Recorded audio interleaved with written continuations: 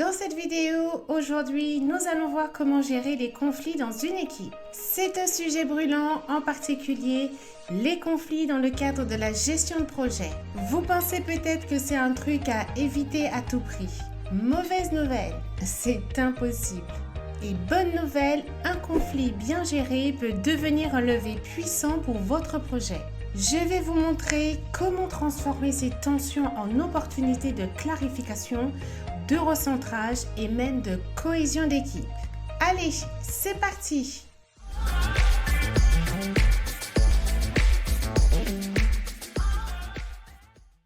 Welcome guys to my YouTube channel. Hey, ravi de vous recevoir aujourd'hui. Gérer un conflit dans la gestion de projet, c'est possible. Et dans cette vidéo, je vais vous montrer comment transformer les tensions en opportunités grâce à une méthode simple et concrète.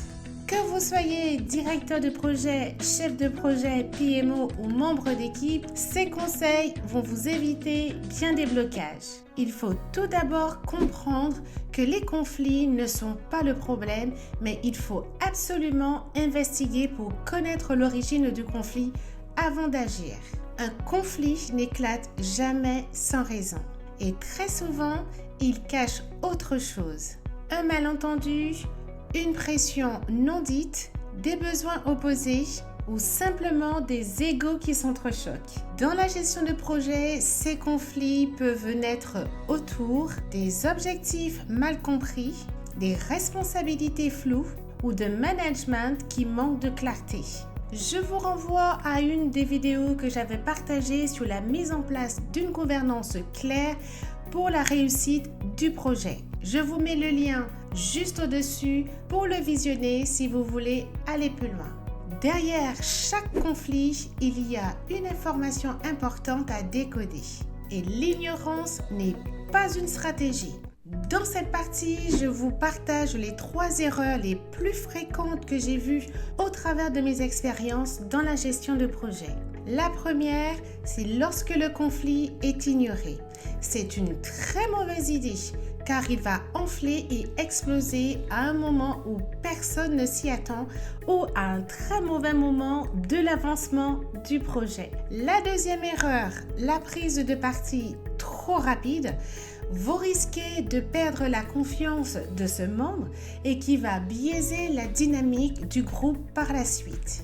Et la troisième, lorsque le problème est personnel, l'erreur à éviter est de vouloir le régler en groupe. Certains conflits doivent se traiter en tête-à-tête et en dehors du projet. Alors, voici une méthode que j'utilise depuis des années pour désamorcer les conflits dans les projets. Tout d'abord, vous avez la clarification des faits, ce qui s'est passé concrètement avec des exemples et des situations bien expliquées. Alors, attention, dans ce contexte, il faut distinguer les faits des émotions. Et une nouvelle astuce, placez tout de suite le cadre du respect dans les propos, sinon le conflit va s'aggraver davantage.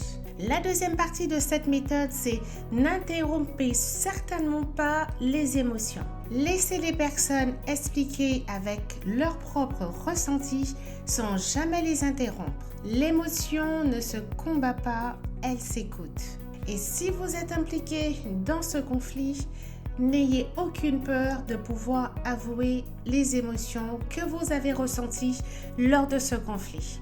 Alors, tout d'abord, la première phase, c'est la clarification des faits. La seconde phase, n'interrompez pas les émotions. Alors, ramenez ce conflit dans le cadre du projet en gardant un niveau sonore calme pour apaiser les tensions.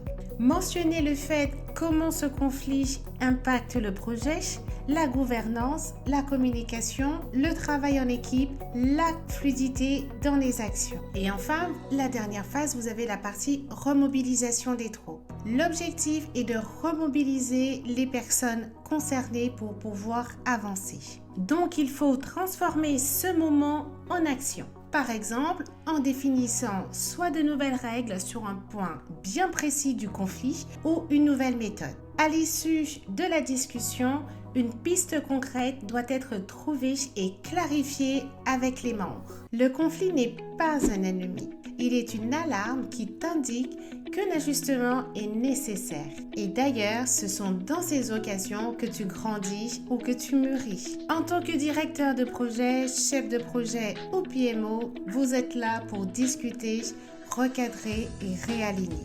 C'est ça le vrai leadership, celui qui apaise, recentre et fait avancer.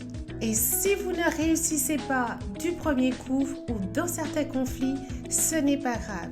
Vous retenterez lors d'une prochaine occasion. Même joueur joue encore. Alors, si cette vidéo vous a été utile, pensez à liker, commenter et partager avec quelqu'un qui vit un projet un peu tendu en ce moment. Et abonnez-vous pour ne pas rater les prochaines vidéos sur la gestion de projet, l'audit, les relations humaines et aussi nouvellement mes expériences de séjour linguistique avec EF. See you soon, guys!